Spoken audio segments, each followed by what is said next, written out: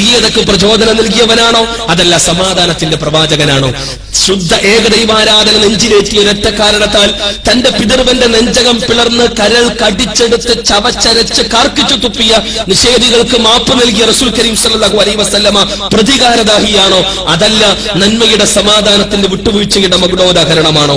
ശുദ്ധ ഏകദൈവാരാധന നെഞ്ചിലേറ്റിയ ഒരൊറ്റ കാരണത്താൽ തന്നെയും തന്റെ അനുയായികളെയും പലതവണ വധിക്കാൻ ശ്രമിക്കുകയും തന്റെ കൺമുന്നിൽ വെച്ച് തന്റെ അനുയായികളെ നിഷ്കരണം അറുകൊല ചെയ്യുകയും ചെയ്ത ആ കാലഘട്ടത്തിലെ ഇരുട്ടിന്റെ ശക്തികൾ മക്ക വിജയവേളയിൽ റസൂലുള്ളാഹിന്റെ മുന്നിൽ ഒരുമിച്ച് കൂട്ടി നിർത്തപ്പെട്ട സാഹചര്യത്തിൽ തങ്ങൾക്ക് പ്രവാചക തിരുമേനി സല്ലല്ലാഹു അലൈഹി വസല്ലമയുടെ കയ്യിൽ അധികാരവും ആ രംഗത്തുള്ള സാഹചര്യങ്ങളും സാധ്യതകളും എല്ലാം ഉണ്ടായിട്ട് പോലും അവരോട് മാന്യമായ നിലപാട് സ്വീകരിച്ച റസൂൽ കരീം സല്ലല്ലാഹു അലൈഹി വസല്ലമ രക്തദാഹിയാണോ, അതല്ല സമാധാനത്തിന്റെ വിട്ടുവീഴ്ചയുടെ പ്രതീകമാണോ? നാം മനസ്സിലാക്കേണ്ടതുണ്ട്.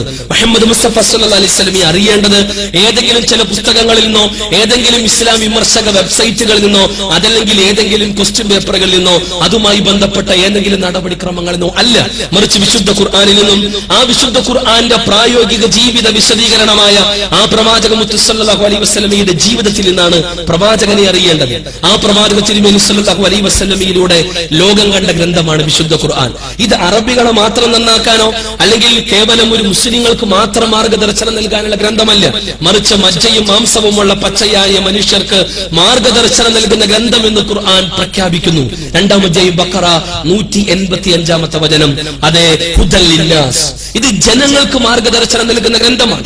ഇന്ന ഹാദൽ ഖുർആൻ യഹ്ദീ ലില്ലതി ഹിയ അഖ്വം വയുബശ്ശിറുൽ മുഅ്മിനീന അല്ലദീന യഅമലൂന സ്വാലിഹാത്തി അന്ന ലഹും അജ്റൻ കബീറ. ഇതാ ഗ്രന്ഥം, ദൈവികമായ വേദഗ്രന്ഥം ഇതാ, ജനങ്ങൾക്ക് നേരായ ചൊവ്വായ വഴിയിലേക്ക് മാർഗദർശനം നൽകുന്ന ഗ്രന്ഥം ഇതാ. അതെ, വിശ്വസിക്കുന്ന സൽക്കർമ്മകാരികൾക്ക് ലഭിക്കാനിരിക്കുന്ന ഏറ്റവും ശ്രേഷ്ഠമായ പ്രതിഫലത്തെ കുറിച്ച് സന്തോഷ വാർത്ത അറിയിക്കുന്ന ഗ്രന്ഥം ഇതാ എന്ന് ഖുർആൻ 17-ാം അധ്യായം ഇസ്രാഇന്റെ 9-ാമത്തെ വചനത്തിലൂടെ വ്യക്തമാക്കുന്നു. ലോകത്ത് സ്വയം ദൈവികമെന്ന് പ്രഖ്യാപിക്കുന്ന ഗ്രന്ഥം, അതെ, വഇന്നഹു ലതൻസീലു മിർ റബ്ബിൽ ആലമീൻ, ലോകങ്ങളുടെ നാഥനിൽ നിന്നും അവതരിപ്പിക്കപ്പെട്ട ഗ്രന്ഥം എന്ന് 26-ാം അധ്യായം സൂറത്തുൽ ശുഅറയുടെ 92-ാമത്തെ വചനത്തിലൂടെ ഖുർആൻ ഉണർത്തുന്നു. ലോകാവസാനം വരേക്കുമുള്ള സകല മനുഷ്യർക്ക് മാർഗദർശനം നൽകിക്കൊണ്ട് ഇത് നിലനിൽക്കുമെന്നും ഇതിനെ നിലനിർത്തുമെന്നുമുള്ള വിശുദ്ധ ഖുർആനിലൂടെ സട്ടാവിന്റെ പ്രഖ്യാപനം. ഇന്നാ നഹ്നു നസ്സൽന ദിക്റ വ ഇന്നാ ലഹു ലഹാഫിദൂൻ, നാം അവതരിപ്പിച്ച ഈ ദൈവിക ഗ്രന്ഥത്തെ, മാനവ മാർഗദർശക ഗ്രന്ഥത്തെ ലോകാവസാനം വരെ നാം തന്നെ സംരക്ഷിക്കുമെന്ന 15-ാം അധ്യായം സൂറത്തുൽ ഹിജ്റിന്റെ 9-ാമത്തെ വചനം. വൈരുദ്ധ്യങ്ങളില്ലാതെ, ന്യൂനതകളില്ലാതെ, പോരായ്മകളില്ലാതെ കൃത്യമായി നന്മതിന്മകളെ കുറിച്ച്, ധർമാധർമ്മങ്ങളെ കുറിച്ച്, സത്യാസത്യങ്ങളെ കുറിച്ച് മനുഷ്യർക്ക് മാർഗദർശനം നൽകുന്ന ഖുർആൻ. അഫലാ യതദബ്ബറൂനൽ ഖുർആൻ വലൗ കാന മിൻ ഇൻദി ഗൈരില്ലാഹ് ലവജദൂ ഫീഹി ഇഖ്തിലാഫൻ കസീറ. 4-ാം അധ്യായം നിസാഇന്റെ 82-ാമത്തെ വചനം. അവർ പഠിക്കുന്നില്ലേ ഖുർആനിനെ കുറിച്ച്, ചിന്തിക്കുന്നില്ലേ അവർ ഖുർആനിനെ കുറിച്ച്? ദൈവികമല്ലായിരുന്നുവെങ്കിൽ നിരവധി അനവധി വൈരുദ്ധ്യങ്ങൾ അതിൽ ചൂണ്ടിക്കാണിക്കാൻ അവർക്ക് കഴിയുമായിരുന്നു. ശാസ്ത്രത്തിന്റെ, ചരിത്രത്തിന്റെ, ധർമ്മശാസ്ത്രത്തിന്റെ ഏതേത് മാനദണ്ഡങ്ങൾ എടുത്ത് പഠനം നടത്തിയാലും ഒരു വൈരുദ്ധ്യവും ന്യൂനതയും പോരായ്മയും പുഴുക്കുത്തും ആ വിശുദ്ധ വേദഗ്രന്ഥത്തിൽ ചൂണ്ടിക്കാണിക്കാൻ ഇന്നേ വരക്കുമുള്ള കൃത്യമായ തെളിവുകളുടെ വെളിച്ചത്തിൽ ഇസ്ലാമിന്റെ വിമർശകർക്കോ ശത്രുക്കൾക്കോ കഴിഞ്ഞിട്ടില്ല. ഇത് കേവലം മുസ്ലിങ്ങൾക്ക് മാത്രം മാർഗദർശനം നൽകാനുള്ള ഗ്രന്ഥമല്ല, ഹുദൽ ലിന്നാസ്, ജനങ്ങൾക്ക് മാർഗദർശനം നൽകാനുള്ള ഗ്രന്ഥം. നമ്മളെല്ലാം മജ്ജയും മാംസവുമുള്ള പച്ചയായ മനുഷ്യരാ. മാനവരാശിക്ക് മുന്നിലാണ് വിശുദ്ധ ഖുർആൻ ലോകങ്ങളുടെ നാഥൻ അവതരിപ്പിക്കുന്നത്. ആ വിശുദ്ധ ഖുർആന്റെ വിശദീകരണമാണ് മുഹമ്മദ് മുസ്തഫ സല്ലല്ലാഹു അലൈഹി വസല്ലം.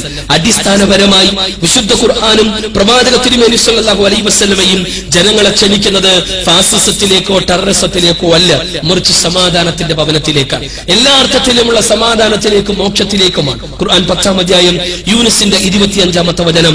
വല്ലാഹു യദ്ഉ ഇലാ ദാരിസ്സലാം, സമാധാനത്തിന്റെ ഭവനത്തിലേക്കാണ് വിശുദ്ധ ഖുർആൻ ജനങ്ങളെ ക്ഷണിക്കുന്നത്.